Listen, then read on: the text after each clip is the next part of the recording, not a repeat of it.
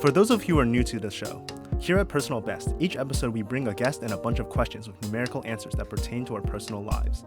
The guest and I will then take turns asking our prompts and giving our answers, and the one with the higher number wins that round. So let's get started, and may the personal best win. This episode, we invite a podcaster, DJ, and self-proclaimed reluctant streamer, Andre, Neveradought. Yo, what's up, dude? Do you think there's more you want to add to your self-description? No, I think that's accurate. I just do a lot of stuff, and I don't know what to call myself because I do a lot of stuff. So that's accurate. Yeah, because I think the normal population of like listeners is gonna be kind of removed from like your audience. That's 100% fine. I'm yeah, down with that. Yeah, most of my listeners are Tetris no-lifers as myself. I was gonna ask. Okay, cool. That's great. It's like so funny because like you're crazy into Tetris, and I like played it on stream by accident. I think I recommended you to get it. Actually, I was just like, probably because you were like, I have nothing to do, and I have the Epic Game Store pass or like Windows pass. And I'm just like, Tetris is free right now. And he was like, okay, sure. And then I like criticized your every move when you played. But yeah, I've been enjoying. Yeah, so it's cool. Yeah, I'm super down. Yeah, content creator or all of that is fine. I truly don't know what to call myself, so that's accurate. Yeah, that's good because I know you have some experience being on a podcast. So funny enough, I am part of a podcast that I do called The Quarter Note with myself and my three friends, Jelani Hendricks, as he goes by on the internet, JCass, and Fax Mercury. Two of which are producers. One of them is in the New York media, so he's working the podcasting company. And then I've started like two other projects that have kind of tapered off recently, or at least just pandemic being the pandemic. But yeah, one of them was the A&M podcast with another friend of mine who was a streamer and then wasn't. He's kind of moving at his own pace, but he's also a DJ as well. So we're two very similar cats. And then the other podcast that I had was Generally Specific with my boy Anthony Cosme, who's a photographer. Generally Specific, Anthony and I would find people that inspire us, and the tag of the show is we talk to inspiring people about what inspires them. So we would get them for an hour. The first 30 is getting background, talking to them what they're about, and then they would bring something that inspires them, and we would talk about it with them. So that's been on pause just because Anthony's got a life, I've got a life, coronavirus has its own life, so yeah, so I've got a little bit of a experience in this realm too, and you have a great podcasting voice. Oh, thank you. I'll take any compliments. But yeah, the sound of your voice, I guess, resident, very present voice. You've got a voice for radio, which is a better compliment than saying you have a face for radio. Do you want to jump right in to yeah, let's just get into it. I think things will flow from there, of course. Normally I start unless you have like a burning desire. Well, I guess I can start because I think the last time, right around this time, literally last year, I did like pretty much like an all-day stream. I did a live recording of the A&M podcast, and me and the fellas talked about our favorite albums of the year, what we liked and what we didn't like. And I remember you were in there in the conversation just throwing stuff back at us too. And so my first question does pertain to music. I don't know if you have kept stock of this number, but I was going to ask you how many albums you've listened to this year. Ooh, how many albums? I'm probably gonna have to count. I mean, I'll try and riff until then, but like usually around this time of year, like when December hits, I usually wait for all of the like publications that I follow to put out their best of list so I can see what I've missed and what I've caught up on. That episode should be dropping pretty soon. I think this year we narrowed down, or I think we did the same last year, but this year we narrowed down 10 albums that we thought were the best of this year. And I will say, at least for this year, my favorite album has been this album by this artist by the name of Wayne Snow, who put out an album called Figurine.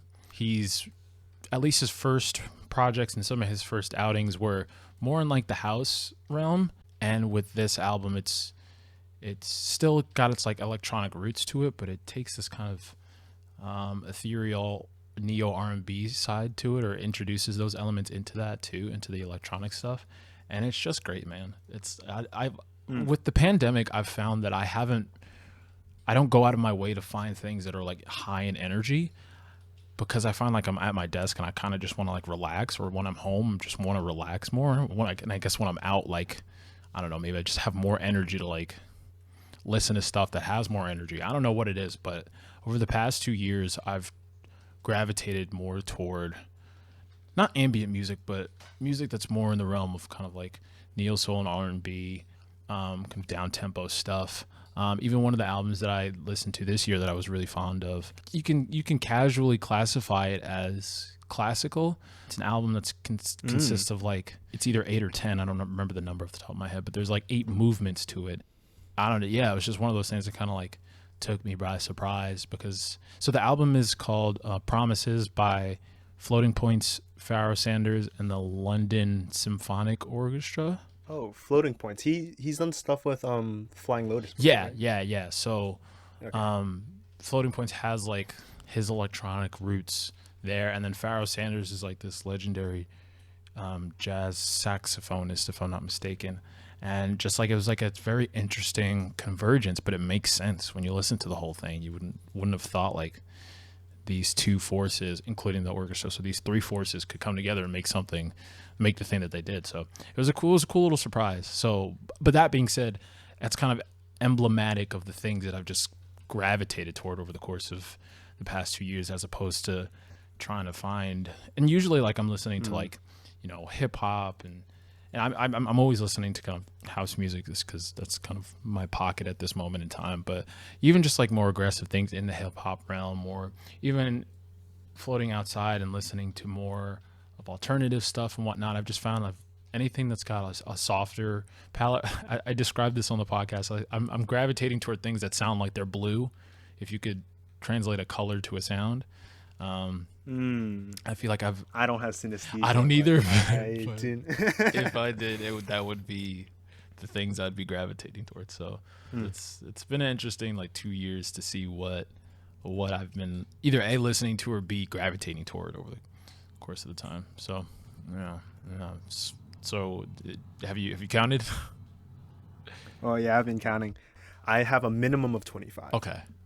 I think that's the highest I can put that to. Okay, cool. In a very cheeky situation, I've listened to, or at least recorded that I've listened to 69 albums this year. Oh. Yeah, you do demolish me there. I think if I push it, I think I can count like around 35 if I like look harder. But I think you're gonna beat me here. Yeah, you give yourself the 35. Why not? 35. Yeah. I can't find out which ones they are. That's fine. Okay. Is there anything that stuck out to you this year? Yeah, there were a couple. Not ones that came out this year, some of them, but the ones I really liked was this Ivy and Shirashu one. It's a electronic album. They're the people who did the OST for Steven Universe. They helped to do that. Okay, cool. And their like first LP I found was like incredibly good. JPEG Mafia's LP. I haven't listened to it. One of the hosts on the show said the same thing, so I have to sit down with it. Peggy's so dense.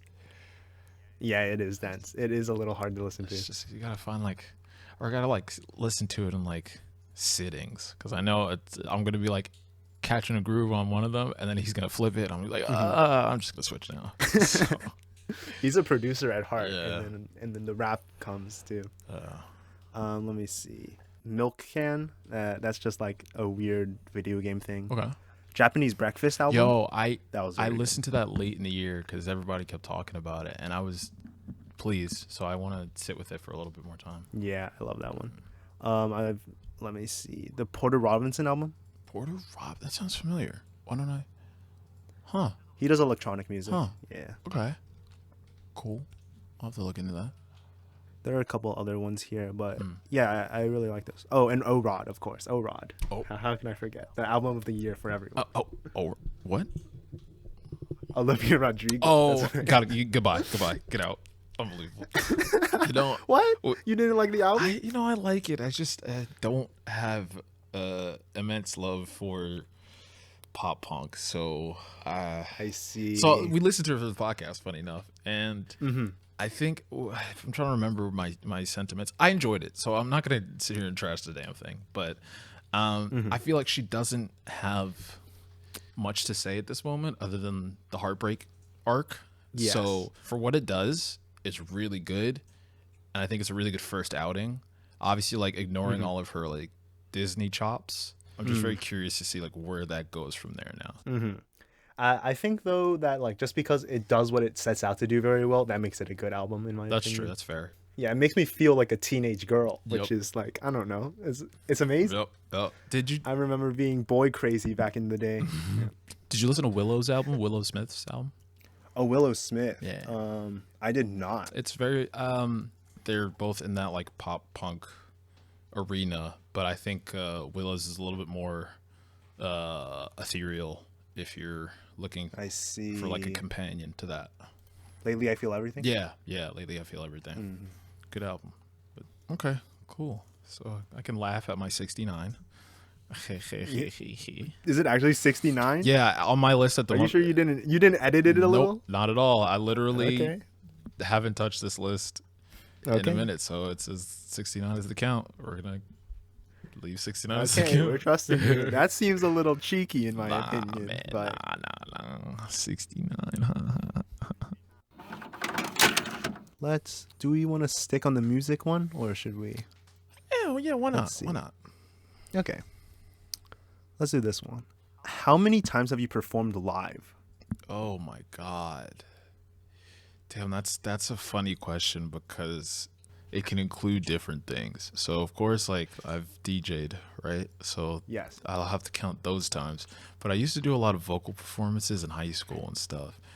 Oh, interesting. And then I used to do some musical theater. So I'll include that. Oh, you're like a nerd. A little bit. I wasn't a heavy nerd, but I enjoyed Okay. performing. Like the same way I'm a reluctant streamer. I think I was a reluctant musical theater kid, but I wasn't a musical theater kid where I'm singing like Defying Gravity in my free time. Okay. No jab to the theater. Defend kids. yourself. Yeah. You're defending your honor Yes, a a little. little bit. I'm trying to. No jab to the theater kids. I'm just not one of them. Okay, so Jesus, how many plays did we do, or how many musicals did we do in high school? Let's go 5 plus. I was in a vocal jazz group in high school, and we did 2 performances for 2 years. Right, I was in that group for 2 years. A vocal jazz group? Yeah, so I'm from Long Island, and Long Island's composed of 2 counties, Nassau and Suffolk. Suffolk being the easternmost, Nassau being more toward Queens and Brooklyn, right? And so my chorus teacher, RIP to him, but he knew of this group that composed of a select few from both counties. I tried out and I happened to make it, and I'm someone who I'm one of those like stereotypical choral singers who can like sing kind of but can't read music, so I understand when the notes move up and down. I know that is happening, and sometimes like I know a little bit of the notation and stuff, but I can't like sight read, or couldn't. Yeah, you have to count. Yeah, I wasn't too crazy or well versed, so I was kind of guesstimating my way through the whole thing. But yeah, I think I started doing that my junior year. So that's 4 performances right there. Am I counting like school like concerts? Yeah. Those count. Let's just say 12. 12 sounds like a good number. Okay. This podcast is based on trust. Yeah. So you could throw out like crazy numbers at me. Wow. I just have to believe you. I'm not trying to trump you, dog. You just gonna jolt to the memory of my brain. I think I'll be able to look on my Instagram and see all the times I've actually like performed in front of people, let's say. I think I can count that. Held them to, all these DJ things are just like, I know people who needed something, 25, or just like needed a DJ. Yeah. Okay. So just for listeners at home, because I imagine I'm gonna cut out the counting bit a lot. Apologies. There was a good like 10 minutes of counting on Andre's part. And you added up to what, 51? 51 and a half. Yeah, so I wanted to let you do that because my answer is probably like 7. And I just let you I just let you count all the way to 51 God. the entire time knowing I'm just completely blown out of the water. No, wait. So like, I know you're musically inclined, right? Are you going to school for music? I'm not. Okay. I'm a math grad student. Right. So like, Yeah. so like, did you do like band in high school or whatever? Like, I did piano when I was very young. okay, you have like a So, piano like, a recital? couple of performances from that. Yeah, so I did like a couple piano recitals from then. And then sometime just like doing performances of my songs just for like a large group. Okay. Huh, 7? And those add up to 7. Yeah, I think that's pretty much it. Wow. I don't Not know. a big performer. That's fair. I mean, it's like a muscle, you know. You do it, you figure out. I should get out there. Yeah, honestly, if COVID wasn't a thing, I would say what's stopping you. I mean, you can still do it, but you run a higher Something risk. is stopping me. Yeah, you know, one thing's stopping you, but like, you know, One thing stopping me. yeah, roll the dice. I'll get my booster. Yeah. I will. Just get like all of them. All the Get boosters. like the just get all the boosters. You'll be Superman and just fly through. Yeah, one of the things I'm scared of is like if I start performing in my area is that like I'm a TA, right? So Oh. I'm scared that my students will show up to gigs and stuff. Yeah, I mean, that's how I feel about streams too. Like, I work as an adjunct, and honestly, one of my students does pop up pretty often in a stream, and I'm like, is this okay? Also, like, there's a whole lot of tomfoolery. You are a part of the tomfoolery that happens on the internet. Like, should I be concerned about this? And then part of me's like, It's the young kids. I mean, like, I'm not that far in age from them, right? Like, I'm only 29. I mean, obviously, like, there's about an 8 to 9 year gap sometimes, but like, I'm still pretty hip, right? Right? You can believe it. You know, As long as you believe it, it's probably true. I'm almost there. You know, I'm still I'm on TikTok. You know, My students love me. Yeah. Yo, I mean, it's so cool. It's cool when you like have a relationship with students too.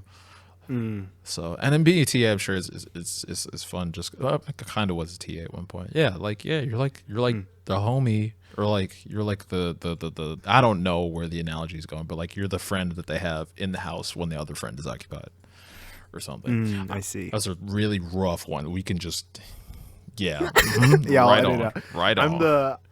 I'm the cool prison officer. Yeah, I give them a little treat and then tell them to go back to work. Fools. Back in the cell. Yeah, so I've only like done a couple of piano recitals and then a couple of like times rapping. Yeah. Oh. I should probably like book studio sessions, not studio sessions, like gig sessions, but I would have to pay for them and then I'd have to Right. get the word out about my performance. Right. And it just seems like a hassle. Yeah. Yeah, I have some songs, but we'll see if I ever like actually book like a real venue. I mean, do it on your own time. You know, especially if it's a hobby too. Like, do it on your own time, because if it's not something that you're gonna go for passionately, like, keep it for yourself. Yeah. It's one of those things where if you're doing it because you love it and you want to go out and like have that be a part of your identity, then sure, go out and do it. But if you just kind of love music and love it for yourself, want to tinker and experiment and do all these different things, you don't need to go through that rigmarole. But again, on your own time, because especially now, I feel like if people pick up on the idea that you have a hobby or a skill outside of your main interest or whatever you want to do as a profession, people are going to tell you to just find a way to monopolize it, because everyone's big on this idea of having multiple streams of income. And while that's not bad, it's just, it turns everything into work at the end of the day. And so like, how do you save things for yourself, and how do you give yourself the time to have things that won't cause you stress, or the bad kind of stress?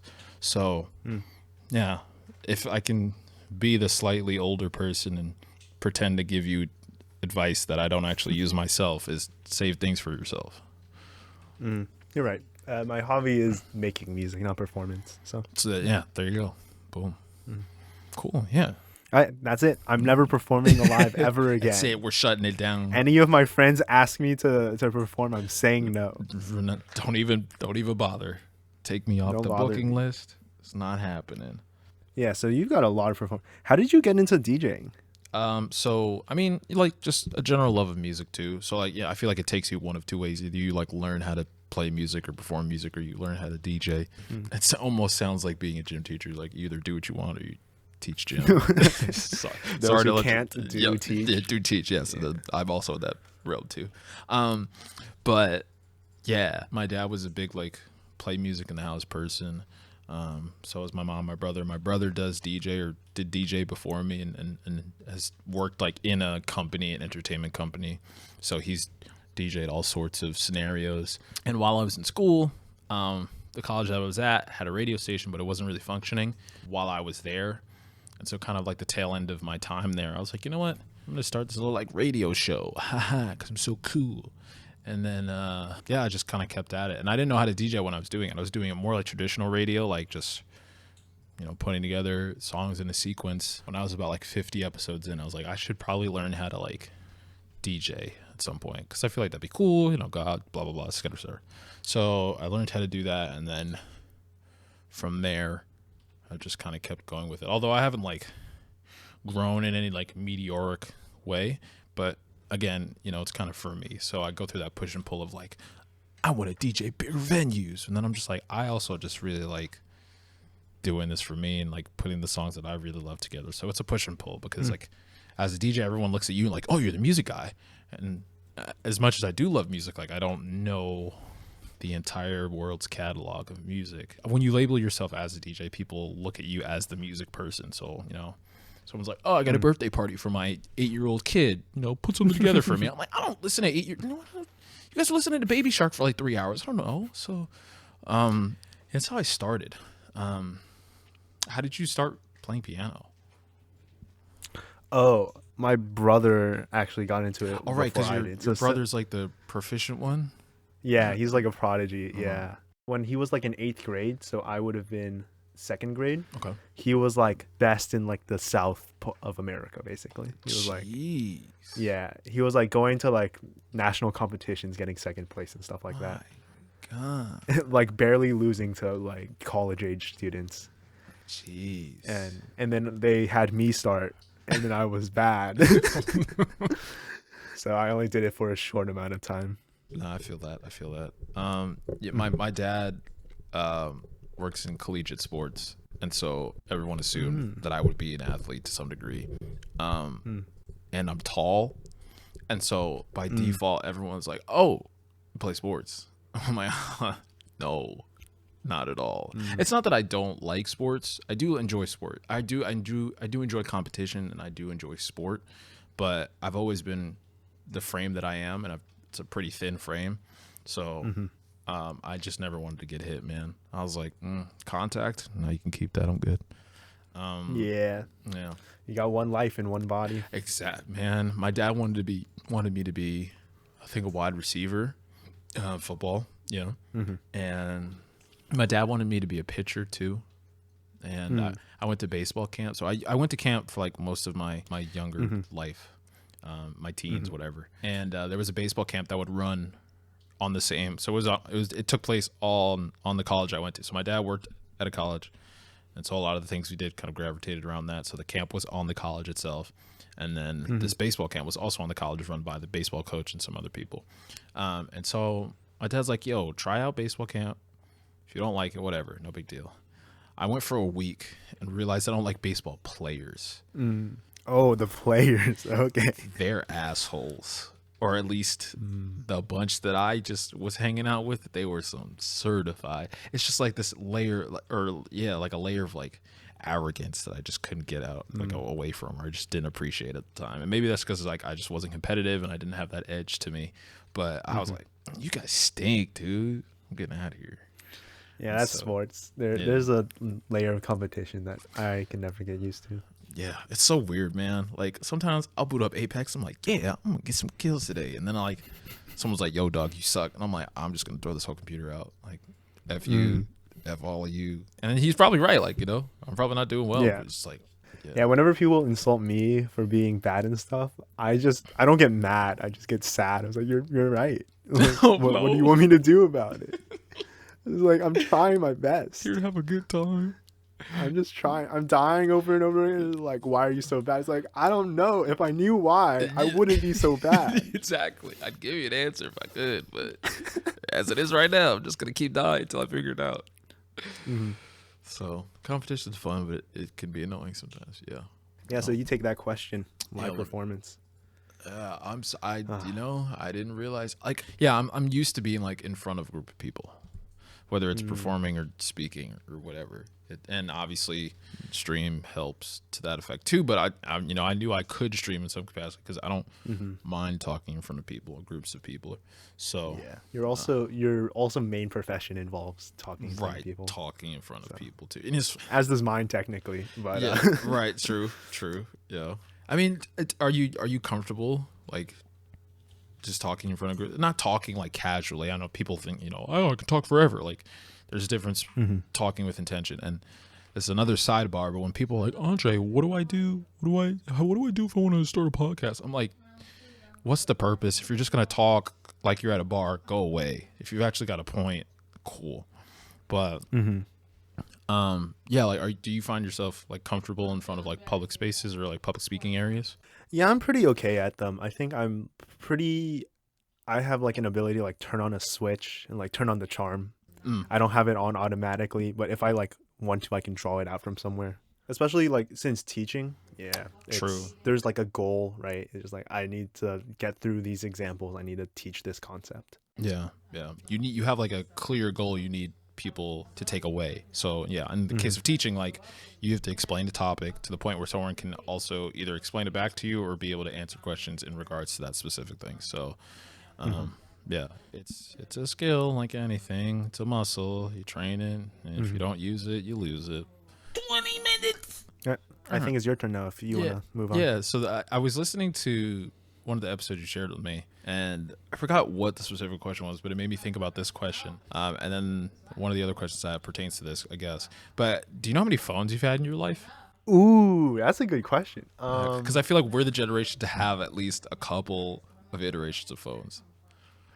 I like how you say we, as in. I mean, I guess yes. we are the same generation. I mean, the internet We're close was enough. here. Yeah, the internet was a thing when we were either growing You're up like or alive. you're about the same old age as my older brother. Oh, So- right. Yeah, so that's I'm- true. Yeah, Damn. Okay, I'm still curious because you might have got a hand-me-down or two or something like that. I don't know. I have like 9, I think. I was trying to think, and I think the initial answer I came up with was 5. But Oh, I know I've had a Razor, a BlackBerry. I know I had a touch phone before this, and I think I had a phone before the Razor. But I'm not one to like cycle through phones pretty quickly. I try to stretch my phones out as long as I can. I see. So if not 5, then 6. But I think at least 5 phones. Okay, I have 8 or 9, so I think I'm gonna take this. But Yeah, jeez. Do you remember what phones they were? I can describe what they look like, but not what they were. I did have a Razor too, because it was a hand-me-down from my older brother. He had a Razor, Yep. so I got his Razor. Yeah. But then I wanted, back when like texting was like, using buttons, like I wanted one of the phones that slid down and had a keyboard. So I got one of those. That was pretty cool. Oh yeah. Oh right, like the ones that like the screen flips out and then you type, or is it different kind? Yeah. So like Yeah. under the screen, the screen would slide up and then there's a keyboard under it. Yeah. Nice. I think I always wanted one of those, and I would like take my friends and just flick the screen over and over because it was such a cool thing. And yeah, I know I've had a touch screen before this one. I had a BlackBerry, and I thought I was so cool because my dad had a BlackBerry, and we had what's that game? Oh my God, Brick Breaker. We had Brick Breaker on the phone, so I thought it was like the coolest kid on the block. I don't know. I had a phone before that. I think that's all I can remember. I know I definitely, I had one in high school that was different. Okay. I recently upgraded to iPhone. Nice. Mostly through college, I had a different phone. I had 2 phones in high school. The one that I had for the second part of high school broke on like the first week of college. So I had to get a new one. Yeah. Damn. And then I got that. So I think, yeah. I wonder what like the average person now. I mean, that's so tough because it's a generational thing, really. Like, And also, some people don't like use their phones to extinction. They just upgrade as soon as like a new one comes out. Yeah, and that's kind of why I asked the question too. Like I was not trying to see if you, but I guess like you're kind of like a example Keep up with of the. yeah, like keeping up with the trends and whatnot. No, I'm very much a value person, which Dude. is I want to get the most value out of everything as possible. 100%. If it ain't Yeah, broke, it's like I'm using this phone till it dies. I paid $200 for this phone. It's gonna serve me till it's dying. and honestly, like the way people spend money on phones too is like insane to me. To spend like upwards anything like to spend over $500 on a phone, like I get it if you're gonna stretch that for like 5 years, but like 2 years down the line, like introducing Apple 17P, and I'm like, damn, it's got all the cool bells and whistles, and then by that time you just want to check your phone. I'm like waiting to see like when people try and push phones to be as big as a tablet and people buy it. Oh, I think an advertising agency would demolish that project. It's like, it's like you want us to sell bricks that like kind of look like phones? Oh, we can do that easy.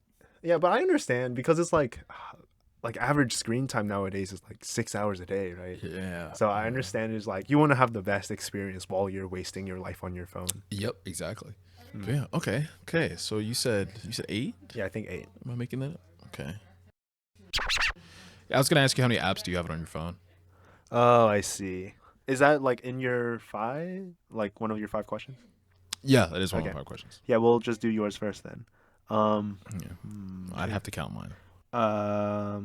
I think I'm gonna have less than you because I don't keep that many apps. I have 92, but those are including the like Apple automatic ones. 160. Oh my gosh. I was not paying attention to what you, and then I 170. heard the number 160. I was like, oh my god, okay. I'm getting blown out of the water. 210, 211, 212. Jesus fuck. I have 212 apps on this fucking thing. I don't even use Any of them. 30 of them at least. At least 30. Or a third, rather. Jesus Christ. Like, I'm looking at this game, Wordscapes. I played this game like twice and then stopped playing it. So, like, I can get rid of it. Are you getting rid of it now? I've literally thought about it. I was like, yeah, maybe I'll play it later. let me just get rid of it now. This is a bad move. I'm looking at it and I know I'm not gonna play this game. Like my dad played it when I went to go visit him. He's like, yeah, like, because we talked about it before, and he's like, yeah, what level you're at? And I'm like, oh yeah, I'm at this level. And then I went to go check, and my data didn't transfer over. So I was like, oh damn, I gotta start over now. And you're not gonna start over. I haven't touched the fucking game since. So, all right, we've uninstalled Wordscapes. Progress Slowly but surely, we'll pare it down to the essentials. I actually do like delete apps as soon as I know like I'm never gonna touch this again, or even if I might, I'll just re-download it. That's true. That's also a really good point. Yeah, I feel like I picked up like a couple of apps that are like one case uses and then just left them on my phone because I'm like, yeah, just in case. Like just in case you're out of data and then you also need to use the app. But right, or just like I downloaded Skillshare once because I was like, yeah, maybe I'll take a class and just learn something on the go because I don't need to be in my computer to learn stuff. I don't feel like paying for Skillshare, and I haven't opened the app since, but I have it just in case. Yeah, I mean, I already spend so much time on the phone, and I don't need apps to like help me be distracted. I actually like don't have any games on my phone, like just so like I can't like try to distract myself on like games and stuff. That's smart. So I have chess, but that's not something you can just like mindlessly do. Right, you gotta play It's chess. incredibly frustrating and I'm bad at it. So I start a game, lose, and like I'm never playing this again. And then I start doing what I'm supposed to be doing. I don't blame you. I used to play chess for like when I was in middle school. I was a part of like a little. It wasn't like a group, but like there were like chess classes, and I took them and I did okay. I remember I have like a little trophy. I placed like second or third. That's pretty this good. little tournament that got organized. But you play me now, I'm shit. Yeah, So. lost it all. I only have frustrating. Everything I do is so frustrating. So it's like a cycle. So if I have something easy to do on my phone, I'll just be doing that instead. Which is why like I'm just scrolling fair. Twitter sometimes, and that's like the easy thing, right? I mean, There's a lot of gems on Twitter. Yeah, not a lot, but there are some.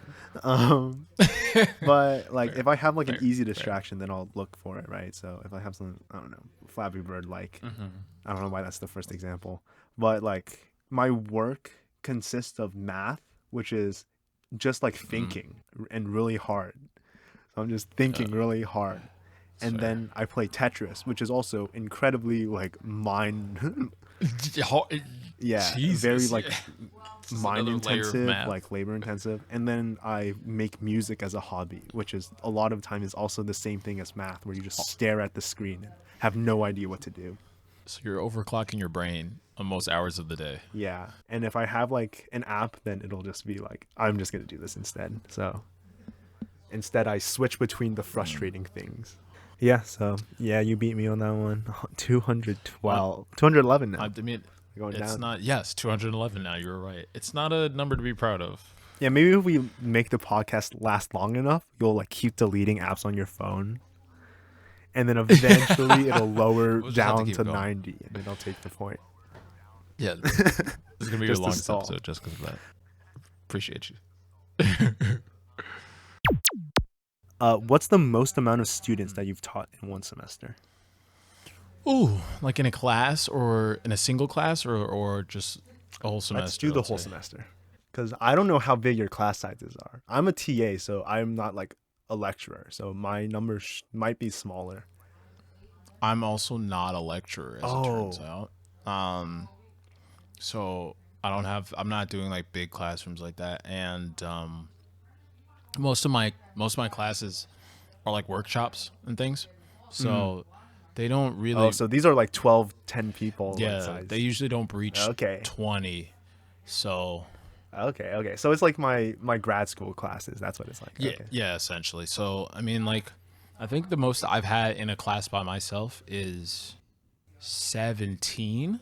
So I've had 17, and then one of the other classes that we've had, I think at max we've had 15. So that's 32. I think that's the most students I had at once when I was. Yeah, my class size averages 30. Oh wow. And then I teach 3 of them. So that's 90. Okay. The department that I'm in has been kind of like slowly decreasing in size over time. So it's just natural that the classes would be getting smaller. But yeah, I was never in a lecture situation like that. And even when I was a student, like the school's not that big where we don't have like a lecture hall really. We have one, but it's not like crazy big. And even that would fit like maybe like 50 people or so. But yeah, I think the most I've like as a student that I was in was maybe like 21 people maybe. Oh, The dang. most people. Yeah, I never had large classes like that. I see. I was before I did math, I was like an engineering major. And that's like really big at our school. So I've definitely been in like classes of like 200 kids, maybe 300. Gee, I can't imagine. Like, it's so silly to say, like, I've seen those class sizes like in movies and things. Like, I haven't physically been to a campus and been in a lecture room to see that, or if I have, I just don't remember off the top of my head. But I haven't like been in that scenario where you're just lecturing, and I don't think I can do that yet. I feel like I need some sort of Bounce back. back and forth, or just something like, and usually like the classes that I'm teaching, at least like doing like a TV production class, you're doing an editing class, right? Like I'm usually working with something, and in theory you could do that on a large scale, but like I'm just so used to doing it in small groups. It's so foreign to me. I know it's like really common, but like, do you enjoy that lecture experience, or No. do you prefer? Yeah. No, it's not enjoyable, the lecture experience. That's So the way our like math department works, so there is that giant lecture hall where like there's like 100 students in that lecture, or like 200 students.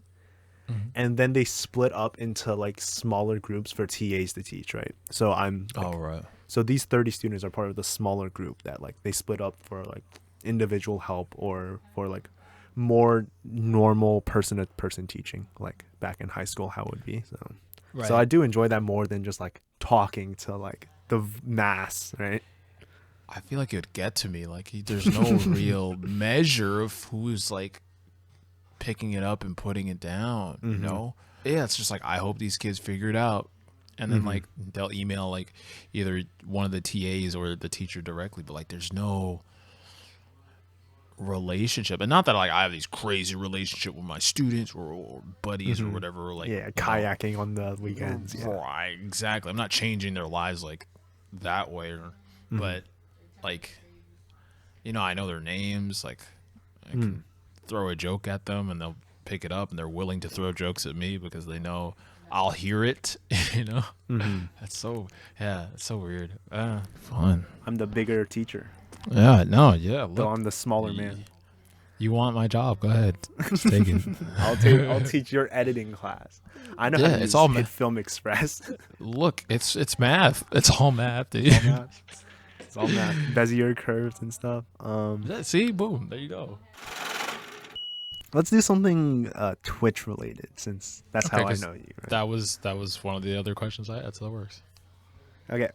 How many Twitch chat messages have you sent? How many Twitch chat messages have you sent? So this year. I think the numbers. I feel like the number is probably lower than expected. How would I find that out? Do you know? Would it be in the recap that they sent us? Yeah, it was in the user recap. So I imagine you got sent a streamer recap. There's also like a user recap. Okay, my top watch channels. I used my emote 2,638 times of my ugly ass face. I sent which one is it? It's the never grin. Yes. I can imagine it. I'll post an image of it on the video. Yeah, I'm sure it'll scare some people. I've sent 33,186 chat messages. I've sent 53,325. Okay. Yeah, I feel like my number is kind of low. You know what? What I at least should try to work on in next year or whatever. When I'm done streaming, I have a tendency to like peel off of Twitch pretty aggressively. So like I'll pop in, like obviously like working from home, I was able to like pop in a stream, say what's up, and then go about my lurk and do my business. But I find like weekends I don't really hop on Twitch at all. Unless like something's happening, someone's got an event. That's totally fine, right? Yeah, you've got a life. True. You got a life. I've got a wife, right? So. Right, exactly. So, but I feel like also just like getting to know people, to spend a little bit more time with other people's streams too. So I'm like trying to figure out where the line is where I am out there engaged and keeping some time to myself, because it's like I mentioned earlier too. Like I just want to save stuff for me. So yeah, 33,186. Yeah, I wonder what the average is. I'm kind of curious, like what an average. It would be nice to have like a breakdown of your messages. Like how many of your messages were just an emote? How many of them were stupid? Like how many of them were jokes? I mean, at least for amongst the community that that I'm a part of, most of my messages are probably jokes. And then Wild. Like Wildin'. Yeah. And then the newer communities, I'll tiptoe in, kind of say hi, see how everyone's kind of acting. Yeah, pretend to be suave. Yeah, be like, oh my god, that's so cool, and yeah, this and that, and then they're like, dick, penis, pussy, and I'm like, okay, all right, cool, you could be weird in here too. So yeah, also trying to like find that line too, like. Do I just want to be like a goober all the time? I don't have the energy to be a goober all the time. I feel like that's why my chat messages are so little too, because like I get it all out at once. I'm like, come out like a little aggressive. And then troll. you're serious the rest of it. Yeah, and I'm just like, all right, cool. I think I was like trying to like count, like just in a random stream where I was just like talking to a streamer. Like I just went through all my messages and tried to count the percentage of them that were jokes. And it's and it's around 10%. Like within 50 messages, I had like around 5 like comments that you could consider as jokes. That's not bad. I feel that's kind of low for you, or at least it's just in the capacity that I know you. Yeah, I think I make a lot of, but I also do supplant it with like trying to be serious, like because I want like real interaction too. So like, right, true. Yeah. I want to feel like they can talk to me without me always having to say something stupid in return. Yeah, that's fair. Yeah, But I do that, say a lot of dumb things, like as you know. Yes. I'll test jokes out on you sometimes. That's fair. Please do. I'm like, I'm either a great barometer or a terrible barometer because sometimes I'm dumb. So you might say like a really smart joke, and I'd be like, ah ha ha, because I don't get it. Or no, my jokes are almost always stupid, but yeah. But then the barometer is it too stupid for Andre to get it? Like, have I?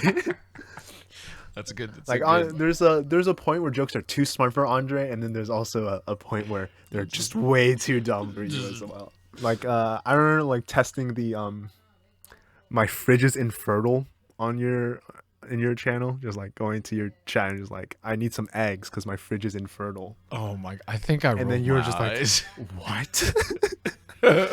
I think I got a major sigh, which I took as a success. And it was like, oh, there we go. This is going on my bangers list. It was an acknowledgement that I understood the joke, but I hated where it went. Oh yeah, if someone hates it, that gives me vindication, right? You know what's funny? There's one there's one user who comes in, doesn't say hi, doesn't like warm up. Literally, the whole point of their existence on Twitch is to throw in a really bad joke, see if it hits, and then leave. So every day, at some point in the chat, I'll just get, it's like either like the worst dad joke. It's usually some form of like pun, and he just like uses all the streamers as a barometer to see like, does this one work? And he's not upset. Like if it doesn't work, he doesn't care. If it doesn't work, he's just like, all right, cool, and it just leaves. It's great. That's kind of like what I do. It's honestly that's good. It's a good reputation to have, at least, because you know it's usually something funny. Sir, who the hell is interrupting my kung fu? I was gonna ask you how many channels you follow.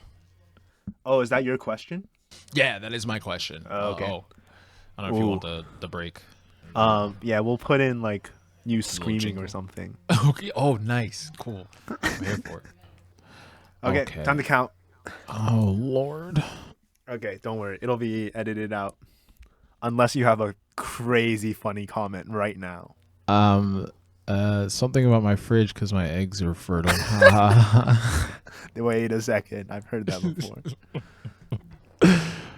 Okay, I got my number, I think. I'm still trying to find if there's an easy way. Actually, I just found one, apparently. Oh, what? How? It's literally it's called twitchfollowing.com. Twitchfollowing.com? Okay. I guess I'll use it to make sure my number is right. Oh my gosh, I counted awfully. Jeez. My number was totally off from what this is telling me. Oh my god. Okay, well, good thing you showed me this channel. I mean, this website. I have 120. I have 579. 579? Oh yeah, there's no way you could count that. No wonder you needed to find you know, like you just see people. I actually don't have a reason why. That's kind of wild. I really didn't expect that number to be that high, and I do not nearly engage with that many people. So to all 579 of you, I'm sorry. I mean, 579. That's like Facebook friends. Like that's insane. Yeah, it's a little much. So shout out to all these people. I just I can't get to all of them. Yeah, you're following a lot of people. I'm pretty sure you're not following me.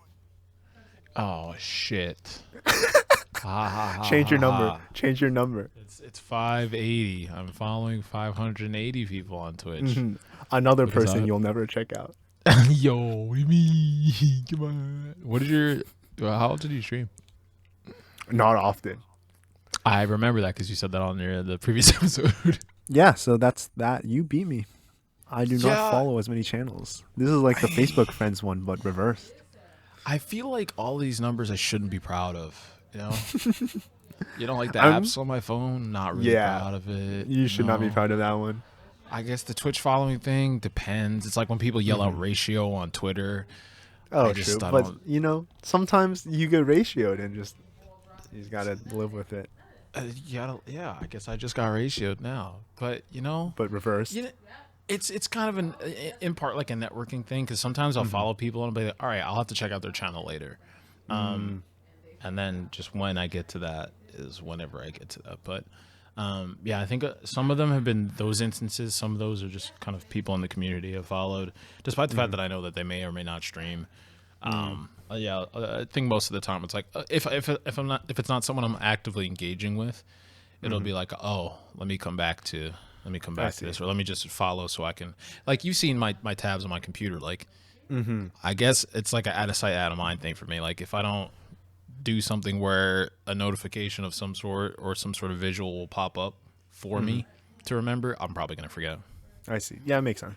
And now, like, they pop up on your following list. So now if you, like, have free time and you see they're streaming, you're like, oh, I wanted to do that. Oh, I should have asked. Oh, that should have been a question. How many tabs you have open?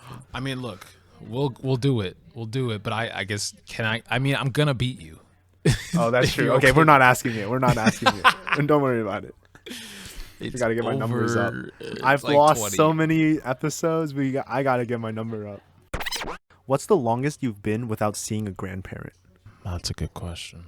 It's a little unfair because up until 3 to 4 years ago, I'd lived with my grandma my whole life. So I think the longest stretch would be about a year. I think that's the longest. I think I've gone 4 years without seeing a grandparent. Do they live out of state? They live in China. Oh, okay. So so that makes sense. Yeah, only my nuclear family lives in the United States. So right. Okay. Yeah, I've always lived with my grandma. So yeah, I think when she moved with my dad down to Maryland, yeah, it's probably the longest. I guess it was like a year or so, because we usually see each other for the holidays. And then Corona hit, and that was kind of like the longest stretch we hadn't seen her. Man, are you close with your grandparents? No, it's kind of hard to be when, like, they're so far away. Also, there's a language barrier. Like, I know enough Chinese to get by, but not enough that I'd be like comfortable, like, you know, like really like getting into deep talks with someone with it. So it's like very hard to do it. Yeah, I was always intrigued because I imagine I have like, or the immigrant family has a very different experience with like extended family than most people do. Yeah. I feel like 4 is not so long though, even in that scenario. Yeah, we tried to visit. My parents try to visit home every once in a while, so they take home of us. Yeah, that's it. I mean, that's frequent enough, so that's cool. At least that you've got to see them, because I feel like, yeah, for some immigrant families that come to the States, like it's just hard to get out once you're kind of caught in the feedback loop of trying to just surviving support yourself. Yeah, so, yeah, surviving. So that's cool. It's cool. I'm glad it's a low number. I'm also sad it's a low number for the sake of the pod. For the number. Cool. But yeah, for the number, we're trying to get your numbers up here. So, but I think it's I think just an intriguing, because it's always been different for me than like other people who like see their like extended family on a relatively frequent basis. Yeah. I'm lucky in the regard that I lived with my grandma for so long. And do you think she made like a big impact on you? Yeah, for sure. While my parents were working, grandma was really the one that raised me to a degree, up until a certain point. Like, she was kind of like the primary caretaker, so I spent a lot of time with my grandma as a youth. So it was like one of the constants I could almost guarantee on as a young person. Like, I would go home and grandma would be there. Not that she wasn't like out and about. Like, my grandma was a very social person, but I could always just kind of count on her to be there in some capacity, either ready to like check in, see what's up, or help me with something if I needed to. So it's cool. And a lot of people will tell me like, it's always nice to have that kind of relationship with a grandparent, and it's got its pros and it's got its cons. But I'm lucky to say that I've had such exposure to a grandparent for such a long time. Yeah, I've always been intrigued by the close extended family dynamic. Yeah, just like my family too. We're very low key in terms of like, we don't make a lot of things a big deal. So even when it comes to like things worth celebrating, I feel like we don't like make a big fuss about a lot of things. So even like the time we spend together, it's just kind of, you know, in one way you could say like we take it for granted, but I guess we're just fortunate enough to be able to do that, right? So Yeah, so I think I win this question. yeah, you can take it. I have a lonelier life. Oh no. It is different, like, cause like Christmases, Right. holidays, it's just your nuclear family. So it's tight knit. It's a little small in that way, but it's like it's fine, right? Because it's your family still. Yeah, but it is weird, like not being close to extended family as well, or like not having almost no relation to extended family. Right. So it's like something bad happens to like an extended family member, and Right. normally people are like devastated. It's like, oh my gosh, like Uncle Phil, right? Right. Yeah. Yeah. But like if that happens to me, I'm just like, oh, okay, because I don't know this person. I just know that Right. one of my parents is now very sad. Yeah. Yeah. No, I had a similar experience though with one of my extended family members that we just hadn't had a relationship, and then one of them happened to pass away, and we're just like, okay, it's sad, but like, you know, like our foundation didn't break because of it. Mm-hmm. Yeah, even within like closer extended family, there's still always, it's impossible to get to know everyone. Yep. Yeah, so this is a very cheerful podcast. Sometimes we hit somber notes. Sometimes we hit big joys. It's a sign of a good program. You're able to do it all. We do it all.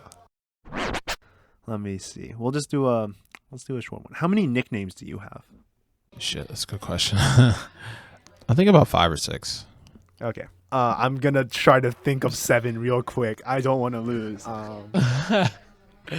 Oh gosh, my real name doesn't count as one. No, not at all. My online persona, does that count? Yeah, we'll let it fly. Yeah, we'll do 2. My Chinese name kind of counts. We'll take 3. Let's say for the American audience, yeah. Yeah. Oh frick, I think that's it. I think I only have 3. Yeah, I mean, like, well, then I'll take one out. So I'll say 5. Like Dre doesn't count because it's still kind of my name. Nah, Dre counts. That's a nickname. It's right, a cheap fair. one, but it counts. So there's Dre. There's one that my friends use just amongst that small circle. There's one that my dad has for me. Some of my friends call me Didi. It's a joke. I mean, honestly, if you abbreviate my name to Dre, and then my last name, which starts with a D, yeah, you can call me Didi. So that works. My coach used to call me Slick. My track and field coach used to call me Slick. So let's say like 4 or 5. I think I'm missing one, but at least that I can remember. Oh, Neveradought. Sure, we'll go with 5, Yeah. including that one. Your Twitch name. Yeah, I go by Garbage David almost everywhere. So I didn't. Nice. I don't know why I thought I'd win this one. The thing is, people call me Garbage David in real life too, because that's my God. that's my artist name on like Spotify and everything. Oh, nice. So okay. like everyone who knows my music will call me Garbage David sometimes. Some people call me Garvid, just shortening Garbage David and to Garvid. That's disgusting, and I hate it. I didn't like it at first, but it grew on me a little. Maybe just because That's fair. so many people used it. I had to get used to it. That's fair. And then my mom will call me my Yang Yang, which is my middle name, or Lan Yang Yang. So that's 3. That's nice. Yeah. Oh, and my bully from Yeah, high okay. school would call me Big Nerd. But I don't that's not real. That's not real. Hey, big nerd, come in. Get your math homework, nerd. Do this for me. Jesus. Yeah. I think that's it for me.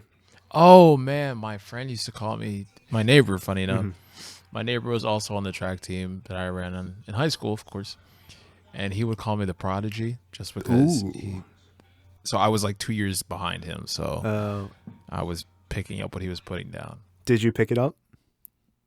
A little bit, yeah. Track's not I nice. did decent. I did decent in track. What did you run? So I did indoor and outdoor track, but I ran the 100, the 200, and then I mostly stuck to the 400. What was your 400 PB? 49.7, I think, if not 49.9. I know I ran a 49.9, but I Gosh, hit that's 7. fast. Yeah, I was all right.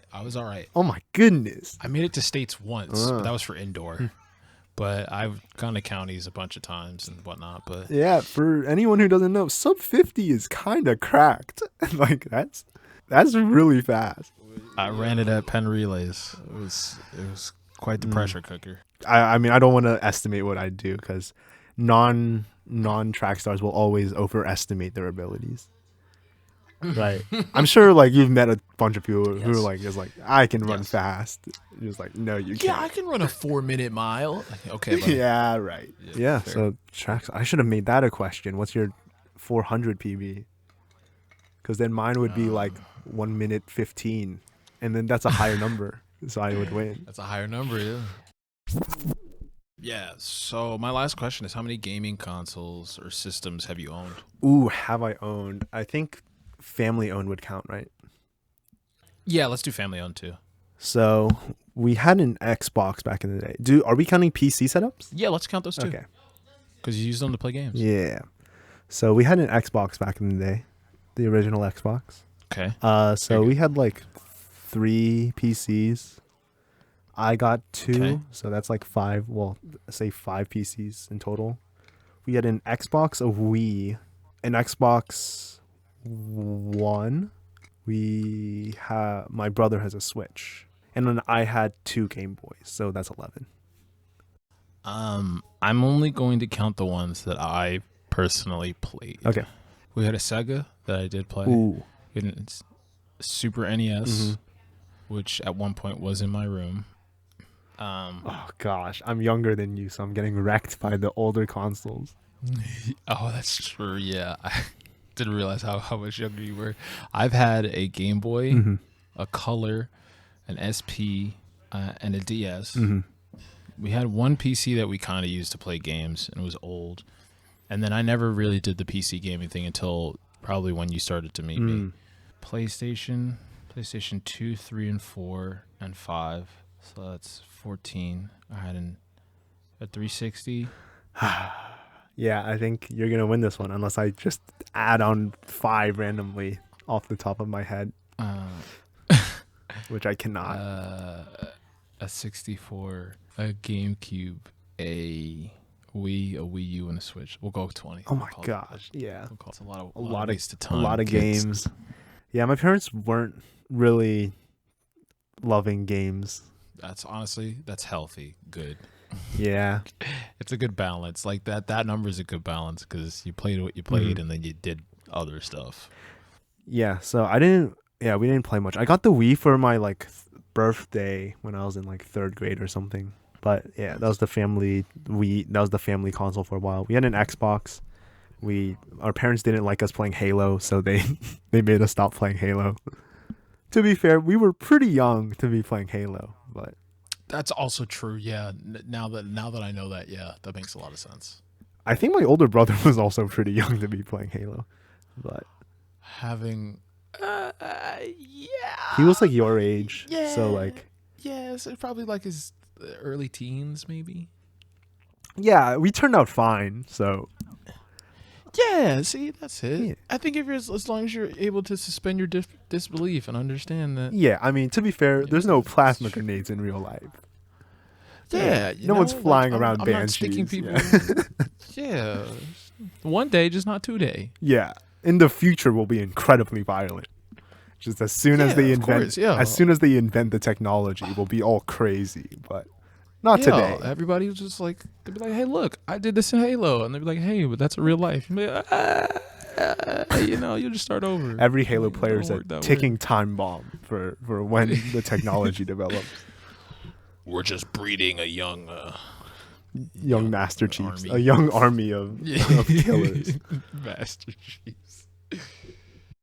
But you have a lot of a console, so I imagine you just played with your siblings a lot. For a little bit, yeah, and then I just played with a lot of my friends. What's the most expensive piece of musical equipment that you own? Good thing I'm not a musician. This question will be pretty easy. I think it's probably my DJ controller. I'm gonna say musical equipment like that I use to perform with, or like, because I'm sure my dad has. I mean, that's not I don't own that, so that's fair. Yeah, I'm gonna say my DJ controller. My DJ controller is like $250. I'm not sure what mine is, but it's gonna be more than that because it's either my keyboard or my Yeah, keyboards are not cheap. yeah, it's probably my keyboard. But I also have Rockets, like the speakers, Oh yeah, and those yeah, are like speakers, 300. Yeah, Rockets are not cheap. My brother and I were talking about getting like a monitor, speaker somewhere in the house, or like just like bookshelf speakers or something. But we threw out Rockets, and he's like, I don't feel like paying for those. Yeah. I was like, I don't blame you because I'm cheap, but I do like expensive things here and there. Yeah. But yeah, I just bought a pair of I don't know if you know the brand, but Edifier. I have heard of it. Yes. I think yes, I do know. Yeah, bought a pair of those speakers, and they're good. I the old system that I had by the PC had a sub, and so I took that out, and I'm like, damn, I'm missing that bass now. But it's got some pretty quality bass, so and I don't need all that. Yeah, you don't need fancy your smashy feet to be stuff. shaking. Yeah, it's kind of a pain in the ass. And also like this room that I'm in, that I stream in, and that the PC's in, it's like a general kind of like. You don't want to be like a huge disturbance. Yeah. So, but yeah, my DJ controller. Yeah, mine is either the keyboard. The keyboard, which was a gift, so that's why I don't know how much it cost. Like a friend was moving out of his place, and he just like, "Yo, I'm just trying to get rid of it." I was like, "Oh, I'll just take it then." Nice. I don't know why I have so much musical equipment since I'm so bad at music, but I like having them. Yeah, I feel you, dude. 100%. Because you never know, when you do get good, it'll be there. That's true. I've been trying to learn piano stuff and failing because it requires so much dedication. But you'll get there, though. I'll get there one day. That's My brother offered me a Bitcoin if I could learn La Campanella within a year. Oh my God, that's insane. That's a lot of money, but it's also That is a lot of effort. Look, did he put is there like a time limit on there? No, I don't think so. But All right. it would take like a year of dedicated practice, like 4 hours a day, maybe more than that. And just like, that's just a full-time job at this point. I'm not even sure if he has a Bitcoin, but he promised me one. That's fair. Cool. Do you want to wrap it up here since, Yeah, that'd be cool if you're cool with that. Yeah. Unfortunately, you do win. I'm sorry. So another loss for me. One of these days, I'm gonna win one of these. I tied my first one. Look, one day I'll win. look. The day you win one, just shut down the podcast. Yeah. That's game over. I'm transferring to a new idea. Yeah. Just reboot it, or just like that's the first season. The first season. Next season with new questions and a new improved David with bigger numbers. There you go. All right. So do you have anything you want to plug before we end? No,